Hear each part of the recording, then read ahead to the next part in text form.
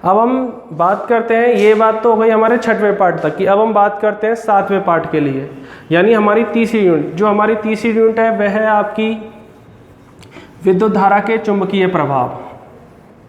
जो तीसरी यूनिट है वह है हमारी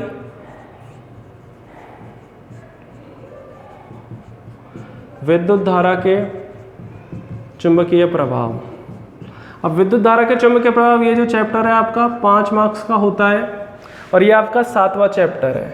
अब चूंकि हमने क्या पढ़ा, हमने सबसे पहले किसी निकाय में आवेश स्थिर था, तो स्थिर आवेश के कारण आपका हमने जो पढ़ लिया विद्युत क्षेत्र के बारे में, फिर आपका आवेश गतिशील हो गया था विद्युत धारा के बारे में।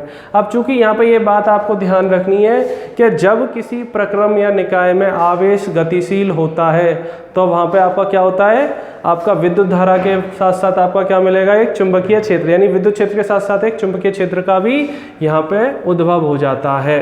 तो ये बात सर्वप्रथम क्या है, ओरेस्टेड ने बताई थी। ओरेस्टेड एक वैज्ञानिक है, तो ओरेस्टेड वैज्ञानिक ने ये बताया था कि आपका जो विद्युत धारा है और जो चुंबकीय क्षेत्र, यानी विद्युत क्षेत्र और चुंबकीय क्षेत्र आपस में क्या होते हैं, एक दूसरे से संबंधित होते हैं। इससे पहले क्या है, ओरेस्टेड के बताने से पहले जो वैज्ञानिक थे या जो दूरदर्शी थे वो आपका क्या करते थे, विद्युत क्षेत्र और चुंबकीय क्षेत्र को अलग अलग समझते थे। तो यहाँ पे ये बात ओरेस्टेड ने बताई थी कि यहाँ पे विद्युत क्षेत्र और चुंबकीय क्षेत्र संबंधित होते हैं। इसके बाद हम बात करें एम्पियर और फैराडे ने, तो एम्पियर और फैराडे ने ये बताया था कि विद्युत क्षेत्र के साथ साथ, यानी विद्युत क्षेत्र आपका यानी क्या हो, यदि किसी निकाय या परिपथ में अगर आवेश प्रवाहित हो रहा हो तो वहाँ यानी विद्युत धारा से हम क्या कर सकते हैं, चुंबकीय क्षेत्र का उद्भव कर सकते हैं। और यदि आपकी क्या है, यदि आपकी चुंबक गतिशील हो तो वहाँ पे क्या होगा, आपका विद्युत क्षेत्र आपका वहाँ पे बन रहा होगा। तो ये बात एम्पियर और फैराडे ने बताई। तो ये बातें हम क्या इस पार्ट के अंदर पढ़ते हैं। इसके बाद यदि हम बात करें मैक्सवेल और लॉरेंज की, तो मैक्सवेल और लॉरेंज ने क्या बताया, मैक्सवेल और लॉरेंज ने जो विद्युत क्षेत्र और जो चुंबकीय क्षेत्र है, तो इन्होंने क्या है, इन दोनों के मध्य संबंध को स्थापित किया। दोबारा सुने कि ओरेस्टेड ने, यानी सर्वप्रथम हम बात करते हैं ओरेस्टेड ने क्या बताया। ओरेस्टेड ने ये बताया था कि जब कोई आवेश गतिशील होता है तो वहाँ क्या करता है, उसके आसपास एक चुंबकीय क्षेत्र का निर्माण होता है। जैसे मान के चलिए ये आवेश गतिशील है तो इसके आसपास क्या होगा, एक चुंबकीय क्षेत्र का निर्माण होगा। एम्पियर और फैराडे ने इस बात को और क्या बताया कि यदि कोई आवेश गतिशील होता है तो वहाँ उसके आसपास चुंबकीय क्षेत्र का निर्माण होता है, यदि कोई चुंबक गतिशील होता है तो उसके आसपास विद्युत क्षेत्र का निर्माण होता है। तो ये बात इन्होंने और बताई। इसके बाद मैक्सवेल और लॉरेंज ने विद्युत क्षेत्र और चुंबकीय क्षेत्र में क्या किया, संबंध स्थापित कर दिया। तो इसी के आधार पर आपका जो होता है इलेक्ट्रोमैग्नेटिज्म, तो इलेक्ट्रोमैग्नेटिज्म आपकी क्या है, आपकी एक नई चीज आपकी ये यहाँ पे क्या हो गई, जानने में आई, इलेक्ट्रोमैग्नेटिज्म। ठीक है, और इस इलेक्ट्रोमैग्नेटिज्म में यही आपकी आज की दुनिया है। इस इलेक्ट्रोमैग्नेटिज्म पे ही आपके बहुत सारे उपकरण या बहुत सारी चीज़ें आपकी कार्यरत हैं। जैसे आपका मोबाइल फ़ोन, ठीक है, जैसे ये मैं बात कर रहा हूँ माइक्रोफोन, ठीक है, जो रिकॉर्डिंग हो रही है आपकी। तो ऐसे बहुत सारे उपकरण हैं जो आपके इलेक्ट्रोमैग्नेटिज्म पे ये आपके कार्यरत होते हैं। तो इस पार्ट के अंतर्गत हम क्या पढ़ेंगे कि जब कोई आवेश क्या होता है, जब कोई आवेश आपका क्या होता है, गतिशील होता है, तब अपने आसपास चुंबकीय क्षेत्र पड़ता है। तो उस चुंबकीय क्षेत्र के बारे में, चुंबकीय प्रभावों के बारे में हम इस पार्ट के अंतर्गत पढ़ते हैं। इसमें आगे हम बात करते हैं साइक्लोट्रॉन की, यानी आवेशित कण पे, किसी चुंबकीय क्षेत्र में जब आवेशित कण को लाया जाता है तो उस आवेशित कण पे क्या प्रभाव पड़ता है, तो ये साइक्लोट्रॉन के अंदर हम पढ़ते हैं। अगर हम अपनी नेक्स्ट यूनिट की बात करें, अगर हम हमारी चौथी यूनिट की बात करें, वह है आपकी चुंबकत्व एवं चुंबकीय पदार्थों के गुण, यानी हम क्या पढ़ने वाले हैं, चुंबक के बारे में पढ़ने वाले हैं। तो चुंबक क्या होता है, यानी कोई ऐसा पदार्थ जो लोहा, कोबाल्ट और निकेल को अपनी ओर आकर्षित करे, यानी कोई ऐसा पदार्थ जो लोहा, कोबाल्ट और निकेल कोई ऐसा पदार्थ जो लोहा कोबाल्ट निकल को अपनी ओर अगर आकर्षित करता है तो उस पदार्थ को क्या कहेंगे, हम चुंबक कहेंगे। ठीक है, तो हम यहाँ उस पदार्थ के बारे में पढ़ने वाले हैं, क्योंकि चुंबक के अंदर क्या होता है, यानी चुंबकत्व जो होगा उसके अंदर आपके क्या होगा, चुंबकीय क्षेत्र का निर्माण हो रहा होगा। तो अर्थात सीधा सीधा सा हम क्या पढ़ने वाले हैं, इस पाठ के अंतर्गत हम चुंबकीय क्षेत्र के बारे में पढ़ने वाले हैं। तो जैसा कि हम चुंबकीय क्षेत्र के बारे में पढ़ेंगे यहाँ, फिर आपका चुंबकीय द्विध्रुव आएगा, चुंबकीय द्विध्रुवागुण आएगा। तो ये सारी चीज़ें जो हमने पहले पाठों में पढ़ी थी वही चीज़ यहाँ पर निकल के आ जाती हैं। ठीक है, अब चूंकि जो हमारी पृथ्वी है, जो भूमि है, वह आपकी क्या है, एक चुंबकत्व यानी प्राकृतिक चुंबकत्व की तरह व्यवहार करती है। तो हम यहाँ पे क्या करते हैं, भू चुंबकत्व के बारे में हम यहाँ बात करेंगे। तो भू चुंबकत्व के कौन से अवयव होते हैं, क्या होता है, तो उसके बारे में भी यहाँ पे अध्ययन किया जाता है। ये जो पाठ है आपका 3 नंबर का होता है, ये बात आपको ध्यान रखनी है। अगली जो 5वीं यूनिट है वह है आपकी विद्युत चुंबकीय प्रेरण तथा प्रत्यावर्ती धारा। देखो, आपको ये चीज़ ध्यान से समझनी है कि सारी जो यूनिट है वह क्या है, एक के बाद एक आ रही हैं, यानी एक के बाद एक आपकी डिपेंड करती हैं एक दूसरे पे। अगर आप पहली यूनिट पढ़ेंगे नहीं तो दूसरी ढंग से समझ नहीं पाएंगे, दूसरी नहीं पढ़ेंगे तो तीसरी नहीं समझ पाएंगे। तो यहाँ पे ये सारी जो यूनिट है एक के बाद एक यहाँ निर्भर करती हैं। तो विद्युत चुंबकीय प्रेरण आपका क्या होता है, चूंकि ओरेस्टेड ने क्या बताया, तो ओरेस्टेड ने आपको ये समझाया था, कि जब कोई गतिशील आवेश क्या होता है, गतिमान होता है। जैसे कोई आवेश जब गतिमान होता है तो वह क्या करता है, एक चुंबकीय क्षेत्र का निर्माण करता है। तो कुछ वैज्ञानिक जो थे वो क्या है, इस बात का उल्टा सोचने में लग गए। यानी कुछ लोगों की आदत होती है, कुछ वैज्ञानिकों की आदत होती है, जैसे किसी वैज्ञानिक ने कोई थ्योरी दी, कोई बात बताई, तो वो हमेशा उसका उल्टा निष्कर्ष निकालने में लगते हैं। क्या इससे ऐसा भी हो सकता है, मतलब अगर आवेश अगर गतिशील हो तो वह क्या करेगा, चुंबकीय क्षेत्र का निर्माण करता है। तो कुछ वैज्ञानिक क्या सोचते हैं, अगर हम चुंबक को गतिशील करा दें तो क्या उससे कोई विद्युत क्षेत्र बन पाएगा या विद्युत धारा प्रवाहित हो पाएगी। तो ये बात यहाँ पे कुछ लोगों ने सोची, तो जिनका नाम था आपका फैराडे और हेनरी। तो फैराडे और हेनरी ने क्या बताया, फैराडे और हेनरी ने ये बताया कि अगर हम क्या करें, चुंबकों को गतिशील करें, यदि आपके चुंबक गतिशील हो तो वह क्या हो, किसी बंद जो विद्युत क्षेत्र होता है, यानी कोई बंद परिपथ है, तो उसके अंदर क्या होता है, एक विद्युत क्षेत्र का निर्माण होता है और उस बंद परिपथ में क्या होता है, विद्युत धारा प्रवाहित होती है। यानी विद्युत चुंबकीय प्रेरण क्या होता है, विद्युत चुंबकीय प्रेरण, तो यानी क्या होता है, जब किसी चुंबक को गतिशील किया जाए तो किसी बंद परिपथ में क्या होता है, आपका विद्युत क्षेत्र यानी विद्युत धारा प्रवाहित होना स्टार्ट हो जाती है। ये ध्यान रखें, विद्युत धारा हमेशा किसी बंद परिपथ में ही प्रवाहित होती है। जैसे ये ऐसा नहीं है कि ये मैंने एक कोई डोरी बना ली, मान के चलिए कोई तार है, ये ए बिंदु बी बिंदु, तो इसके अंदर धारा प्रवाहित हो जाएगी। धारा कब प्रवाहित होगी, जब ये आपका क्या हो, कोई बंद परिपथ का निर्माण हो, यानी ये एक बंद परिपथ है। तो जब कोई गतिशील चुंबक किसी बंद परिपथ के आसपास क्या है, उसको गति कराई जाती है, तो यहाँ पे विद्युत क्षेत्र के मान में परिवर्तन होता है। इसके वजह से क्या होता है, इस परिपथ में आपकी क्या होती है, विद्युत धारा प्रवाहित करना स्टार्ट हो जाती है। वो किसी भी दिशा में हो सकती है, वो सारी चीज़ें हम बाद में बात करेंगे इस पाठ के अंदर जब हम पढ़ेंगे। तो ये बात फैराडे और हेनरी ने बताई। तो इसी के आधार पर हमारा विद्युत चुंबकीय प्रेरण आपका क्या है, यहाँ पे ये काम में आया। और विद्युत चुंबकीय प्रेरण जो है हमारा सबसे इम्पोर्टेंट पार्ट है आज की लाइफ का, क्योंकि इसके ऊपर ही हमारी क्या है, जो विद्युत ऊर्जा है, यानी विद्युत ऊर्जा का निर्माण हमारा क्या होता है, विद्युत चुंबकीय प्रेरण के सिद्धांत पर ही आधारित है। यानी जो हमारी विद्युत जो आपकी निर्माण हो रहा है, तो ये विद्युत चुंबकीय प्रेरण पर ही आधारित होता है। इसके अलावा हम क्या करते हैं, जो प्रेरण भट्टियाँ होती हैं वहाँ पर भी हम विद्युत चुंबकीय प्रेरण सिद्धांत का उपयोग करते हैं।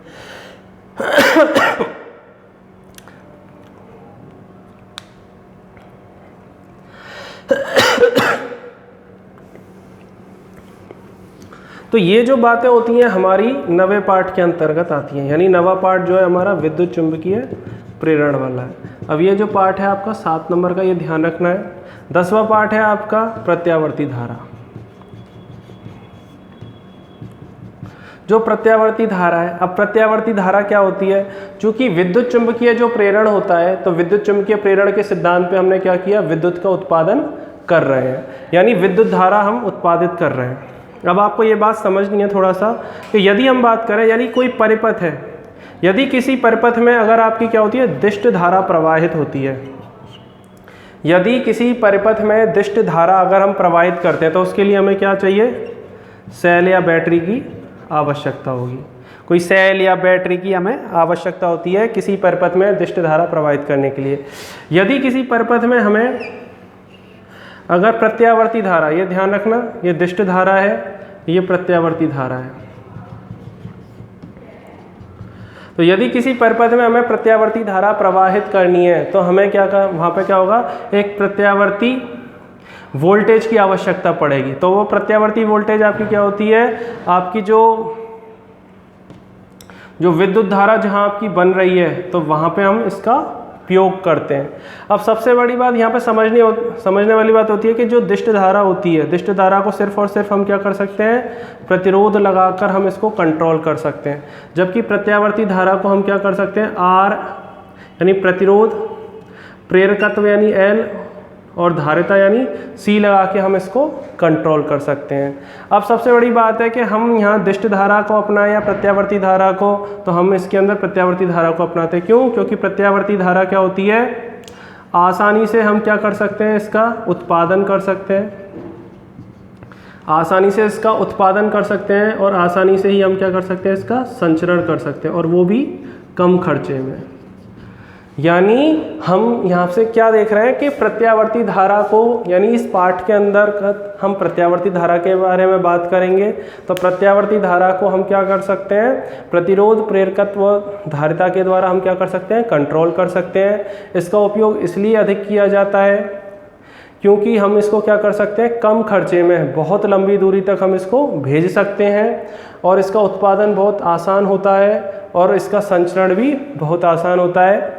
ठीक है, तो यहाँ प्रत्यावर्ती धारा में इसके बारे में बात की जाती है। इसके बाद हम इसके अंदर क्या करते हैं, ट्रांसफार्मर के बारे में बात करते हैं। ट्रांसफार्मर जो ऐसी युक्ति होती है, वह कैसी युक्ति होती है कि ट्रांसफार्मर के द्वारा हम क्या कर सकते हैं, प्रत्यावर्ती वोल्टेज को हम क्या कर सकते हैं, उच्च या निम्न कर सकते हैं।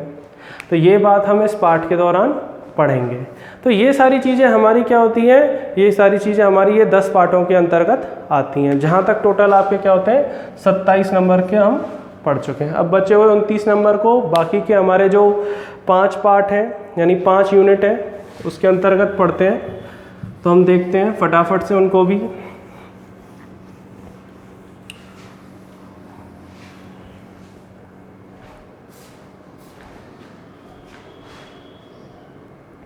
अब जो हमारा अगला यूनिट है, 6वां यूनिट, वह है प्रकाशिकी। 6वां यूनिट हमारा है प्रकाशिकी। तो प्रकाशिकी जो यूनिट है वह आपका टोटल है 9 नंबर का। इस प्रकाशिकी के अंदर हमारे 2 चैप्टर आते हैं, एक तो 11वां चैप्टर और एक 12वां चैप्टर। 11वां चैप्टर है हमारा किरण प्रकाशिकी, और जो 12वां चैप्टर है वह है आपके प्रकाश के प्रकार। तो हम 11वें चैप्टर की बात करते हैं पहले कि किरण प्रकाशिकी होता क्या है। क्योंकि जो प्रकाश है, प्रकाश आपका क्या होता है, एक ऊर्जा है, यानी प्रकाश एक प्रकार की ऊर्जा होती है जिसके द्वारा हम क्या करते हैं, वस्तुओं को देख पाते हैं। जैसा कि आप देख पा रहे हो कि प्रकाश की वजह से आप मुझे देख पा रहे हो, बोर्ड को देख पा रहे हो, चीज़ों को देख पाते हैं। तो प्रकाश जो होता है वह क्या होता है, एक ऊर्जा होती है, और प्रकाश हमेशा क्या होता है, सीधी रेखा में गमन करता है, और इसकी चाल हमेशा क्या होती है, बहुत ही तीव्र होती है। ये बात आपको ध्यान रखिए, प्रकाश हमेशा सीधी रेखा में गमन करता है और इसकी चाल हमेशा क्या होती है, तीव्र होती है। तो इसी के आधार पर हम किरण प्रकाशिकी को कैसे बता सकते हैं कि जब प्रकाश आपका क्या होता है, सीधी रेखा में गमन करता है। जब प्रकाश आपका सीधी रेखा में गमन करता है तो जो उसका पथ होता है, यानी प्रकाश जिस सीधी रेखा में गमन करता है उसका जो पथ होता है, उसी को हम बोलते हैं किरण प्रकाशिकी। ठीक है। और यहाँ आपका किरण प्रकाश की, यानी ये किरण प्रकाश हो गया, और इनका जो समूह होता है, तो किरण प्रकाश की का जो अगर समूह हो जाएगा तो इस समूह को हम क्या बोलते हैं, प्रकाश पुंज। यानी जब आपकी प्रकाश की जो किरण है वह जिस सीधी रेखा में गमन करती है तो उस पथ को हम क्या बोलते हैं, प्रकाश पथ या किरण प्रकाश की। और जो आपका जिन किरणों का जो समूह होता है उसको हम बोलते हैं प्रकाश पुंज बोलते हैं। तो इसके द्वारा हम क्या है, यानी इस किरण प्रकाश की के द्वारा या प्रकाश पुंज के द्वारा हम यहाँ पे इस पाठ के अंतर्गत क्या होता है, परावर्तन, अपवर्तन, वर्ण विक्षेपण और आपका प्रकीर्णन, यानी इन घटनाओं का अध्ययन हम क्या कर सकते हैं, किरण प्रकाशिकी के अंतर्गत कर सकते हैं। अब चूंकि ये जो घटना है परावर्तन, अपवर्तन, विक्षेपण और प्रकीर्णन, इसके लिए कोई आपको क्या है, प्रकाश के कोई आपके सिद्धांतों की जरूरत नहीं पड़ती, कोई आपकी सूक्ष्म भौतिकी की जरूरत नहीं पड़ती, इनको सिर्फ क्या है हम खुली आंखों के द्वारा देख सकते हैं। तो इसलिए ये आपकी क्या है, इसको हम आपका एक स्थूल प्रकाशिकी भी कहते हैं। यानी ये जो घटनाएं हमारी क्या है, सामान्य आंखों के द्वारा हम देख सकते हैं, प्रकाश की किरण से ये घटनाएं आपको दिखाई देती हैं अपने आम जीवन में, तो इसलिए हम इसको स्थूल प्रकाशिकी कहते हैं। और इन सब की व्याख्या सिर्फ हम क्या कर सकते हैं, ज्यामिति के सिद्धांत के आधार पर हम क्या कर सकते हैं, इन सब की व्याख्या हम कर सकते हैं। तो इसलिए इसको हम क्या बोलते हैं, ज्यामिति, इसको हम ज्यामिति प्रकाशिकी, तो इसको हम ज्यामिति प्रकाशिकी भी हम बोलते हैं। अब हम देखते हैं कि प्रकाश के प्रकार, अब हम प्रकाश के प्रकार यानी हम 12वें पाठ की बात करते हैं। अब यहाँ प्रकाश के प्रकार, तो सबसे पहले हम बात करते हैं कि प्रकाश के प्रकार के बारे में, यानी ये बात कहाँ से निकल के आई कि यहाँ पे किरण प्रकाशिकी में यानी आया कि प्रकाश आपका क्या होता है, सीधी रेखा में गमन करता है। तो यानी यहाँ पे आपका क्या है कि जो न्यूटन नामक वैज्ञानिक है, जो न्यूटन है, उन्होंने क्या हुआ, एक वैज्ञानिक थे दकार्ते, तो दकार्ते ने क्या बताया था, एक कणे का सिद्धांत का प्रतिपादन किया था।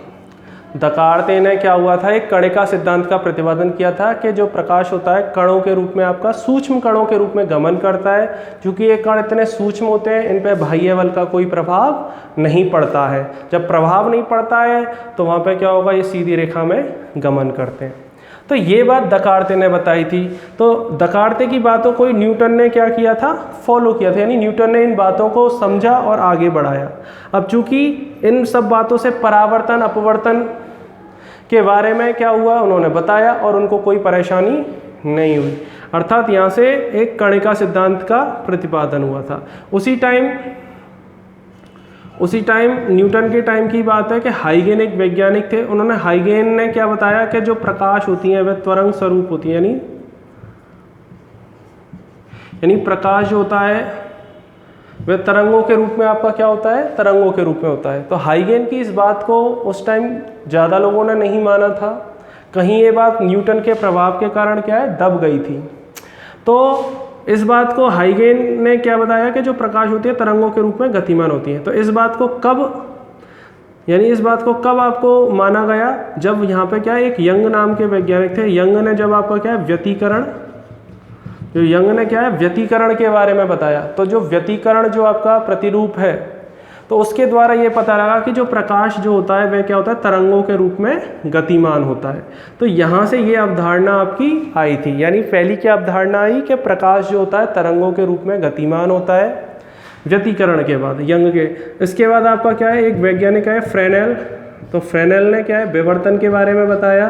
तो जब इन्होंने विवर्तन के बारे में बताया था तो ये आपकी जो अवधारणा है ये आपका क्या है, एक सिद्धांत बन गया, यानी जो प्रकाश होता है हमेशा क्या होता है, तरंगों के रूप में ही गतिमान होता है। अब चूंकि ये प्रकाश तरंगों के रूप में गतिमान होता है, तो इसके बाद इन्होंने क्या बताया कि जो प्रकाश होता है वह प्रकाश आपका क्या होता है,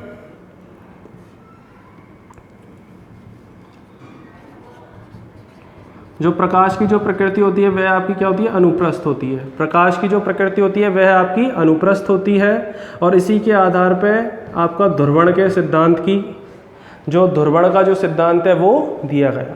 अर्थात ध्रुवण का सिद्धांत कब दिया गया, जब प्रकाश तरंगों के रूप में होता है, अनुप्रस्थ होता है, ये पता लगा, तब हमारा ध्रुवण का सिद्धांत। अर्थात यहाँ से ये बात पक्की हो गई कि आपका जो प्रकाश होता है तरंगों के रूप में विद्यमान होता है। लेकिन इससे जब आगे बात करते हैं कि इसके आगे जो मैक्सवेल आए थे, मैक्सवेल ने विद्युत चुंबकीय तरंगों की खोज करी थी। तो विद्युत चुंबकीय तरंगों के बारे में बताया था। विद्युत चुंबकीय तरंगों से आगे हम एक प्रकाश विद्युत प्रभाव, जो अगला चैप्टर है, यानी मैं एक बार इसमें बता दूं कि हम प्रकाश के प्रकार के अंतर्गत, यानी प्रकाश के प्रकार में यहाँ पे हम ये पढ़ते हैं, यानी इस पाठ के अंदर हम ये पढ़ेंगे प्रकाश की प्रकृति तरंग रूप की होती है। ये व्यतिकरण का सिद्धांत देखते हैं, फिर विवर्तन देखते हैं, फ्रेनेल विवर्तन, फ्राउनहोफर विवर्तन, और इसमें ध्रुवण के बारे में पढ़ते हैं। जो अब हमारी अगली यूनिट है हम उसी के बारे में सीधा बात करेंगे।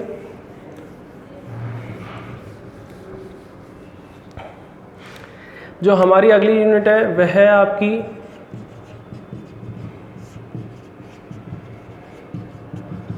प्रकाश विद्युत प्रभाव एवं द्रव्य तरंगें।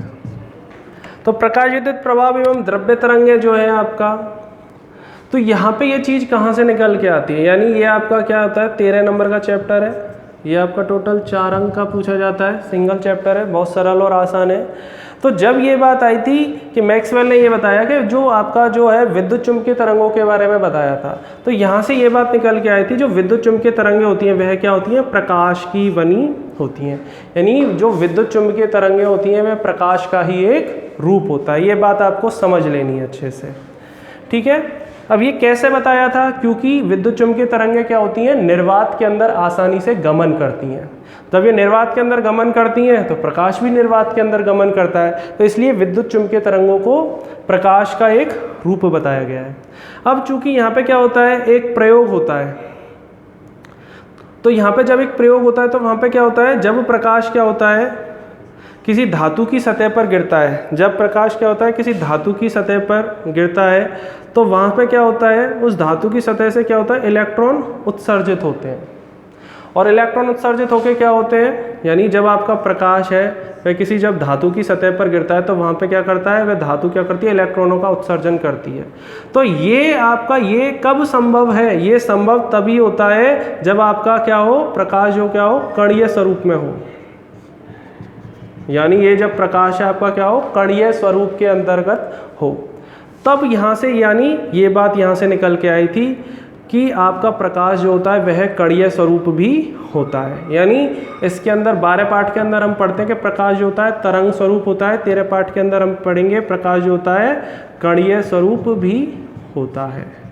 लेकिन आपको ये चीज़ ध्यान रखनी है, जो ये कणीय स्वरूप है और जो न्यूटन का कणीय स्वरूप है वो दोनों अलग अलग हैं, ठीक है, ये बात आपको ध्यान रखनी है। तो अर्थात प्रकाश जो होता है 2 प्रकार की प्रकृति रखता है, तरंग प्रकृति और कणीय प्रकृति।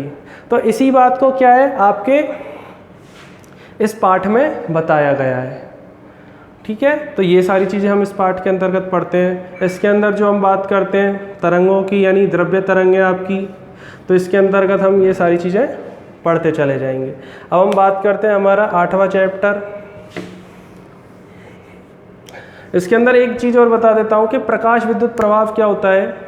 यानी प्रकाश विद्युत प्रभाव यानी क्या होता है, जब कोई प्रकाश, यानी जब कोई प्रकाश पुंज, यानी जब कोई प्रकाश क्या होता है किसी धातु की सतह पर जब क्या होता है आपतित होता है, तो उस धातु की सतह से क्या होते हैं, इलेक्ट्रॉन उत्सर्जित होते हैं। तो इलेक्ट्रॉन उत्सर्जित होकर क्या करते हैं, जब किसी ये परिपथ में क्या करते हैं, इलेक्ट्रॉन उत्सर्जित होकर इस परिपथ में क्या करते हैं, गमन करते हैं, तो वहाँ पे आपका क्या होता है, विद्युत धारा आपकी क्या है, प्रवाहित होती है। तो इसी को हम बोलते हैं प्रकाश विद्युत प्रभाव। यानी किसी धातु की सतह पर प्रकाश का गिरना और उसके गिरने पर इलेक्ट्रॉन उत्सर्जित होकर क्या होता है, वहाँ विद्युत धारा प्रवाहित होती है। इसी को हम बोलते हैं प्रकाश विद्युत प्रभाव। अब यहाँ पे द्रव्य तरंगों में मैं अभी बता रहा था, यानी आपकी जो प्रकृति होती है इनकी कणीय प्रकृति, तो उसके बारे में हम यहाँ अध्ययन करते हैं थोड़ा सा, इतना डिटेल में नहीं है ये चैप्टर। हम बात करते हैं हमारी जो 8वीं यूनिट है, 8वीं यूनिट है हमारी परमाणुवीय एवं नाभिकीय भौतिकी।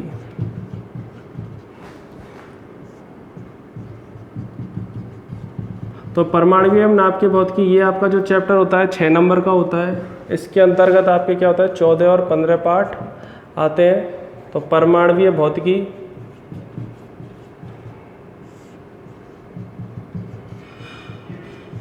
और 15वां है आपका नाभिकीय भौतिकी।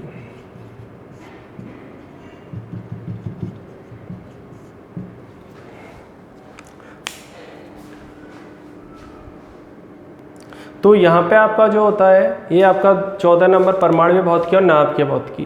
तो हम बात करते हैं परमाणु भौतिकी। तो परमाणु भौतिकी यानी परमाणु के बारे में, यानी जो द्रव्य होता है। इस पाठ के अंतर्गत हम क्या जानते हैं कि जो द्रव्य होता है, द्रव्य हमेशा क्या होता है अविभाज्य कणों का बना होता है।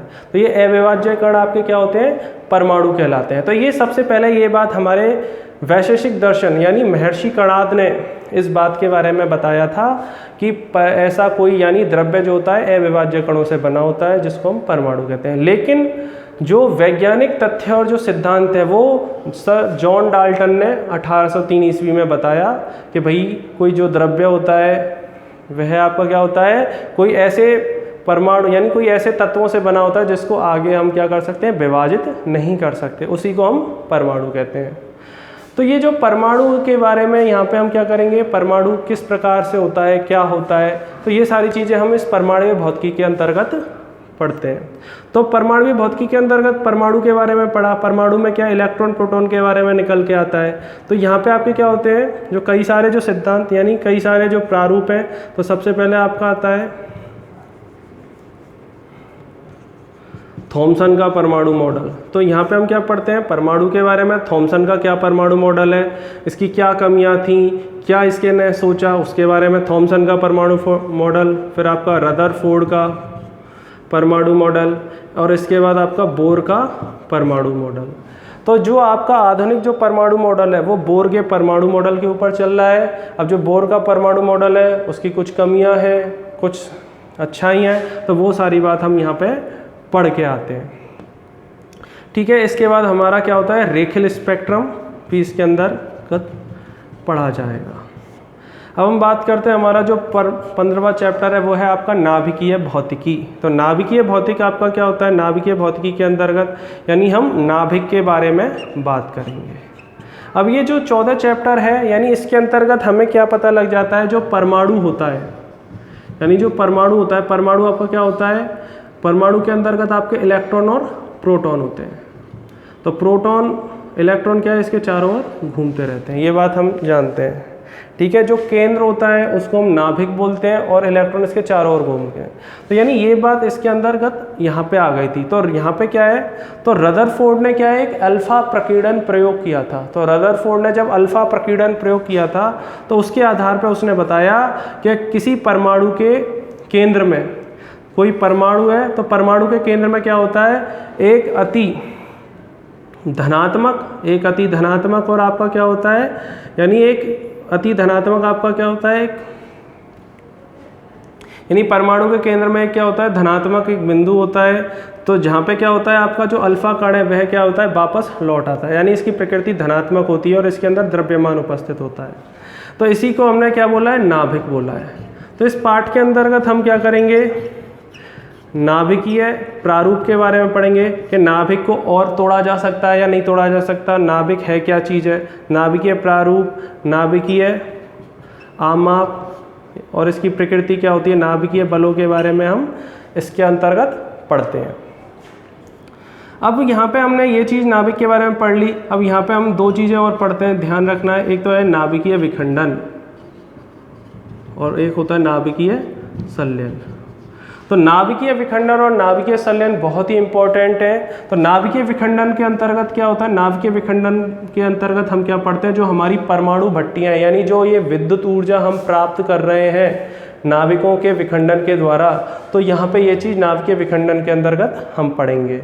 और नाभिकीय संलयन क्या होता है, जो सूर्य और जो तारे हैं जहाँ पे आपकी क्या होती है ऊर्जा का निर्माण हो रहा है, तो वह नाभिकीय संलयन के द्वारा हो रहा है। तो ये बात यहाँ पे हम पढ़ने में आती है। इस पाठ के अंतर्गत हम क्या है रेडियो एक्टिवता के बारे में भी पढ़ेंगे, क्योंकि उसका कहीं ना कहीं नाभिक से या नाभिकीय प्रारूप से लेना देना होता है। तो रेडियो एक्टिवता के बारे में भी हम यहाँ पढ़ने वाले हैं। अब जो हमारा अगला यूनिट है 9वीं यूनिट वो है इलेक्ट्रॉनिकी।